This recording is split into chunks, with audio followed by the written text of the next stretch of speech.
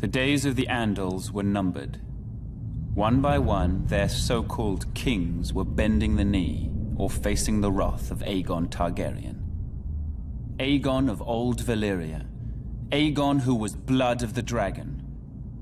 After defeating the Iron Men at Harrenhal and slaying the last of the Storm Kings, Aegon and his sisters, Rhaenys and Visenya, set their sights on other prizes. The gold mines of the Rock and the fertile lands of the Reach. King Loren Lannister of the Rock and King Mern Gardener of the Reach foolishly thought their combined armies could beat back the Targaryen host. They rode forth together, their proud banners flapping in the wind, and faced off against Aegon in a vast golden field of wheat.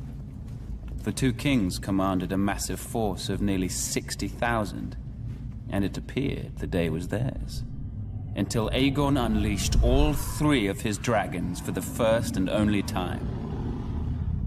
Each beast was named after the Valyrian gods of Aegon's forefathers. Visenya rode Vhagar, whose fiery breath could melt armor.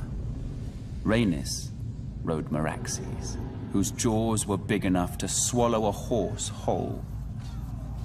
Greatest of all was Balerion the Black Dread, with fire dark as night and wings so huge whole towns were covered in shadow when he flew overhead. This magnificent creature was ridden by Aegon himself.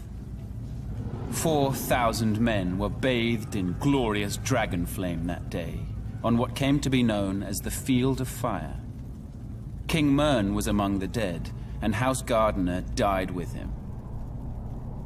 His stewards, the Tyrells, surrendered his ancestral stronghold of Highgarden to Aegon, and were appointed Lords Paramount of the Reach and Wardens of the South. When Loren Lannister witnessed Mern's fate, he wisely bent the knee. Aegon spared Loren's life, and the Lannisters were made Lords Paramount of the Westerlands and Wardens of the West. After his triumph on the Field of Fire, Aegon's conquest was assured.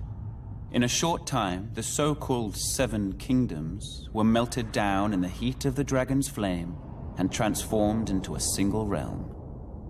Aegon would forever be known as Aegon the Conqueror.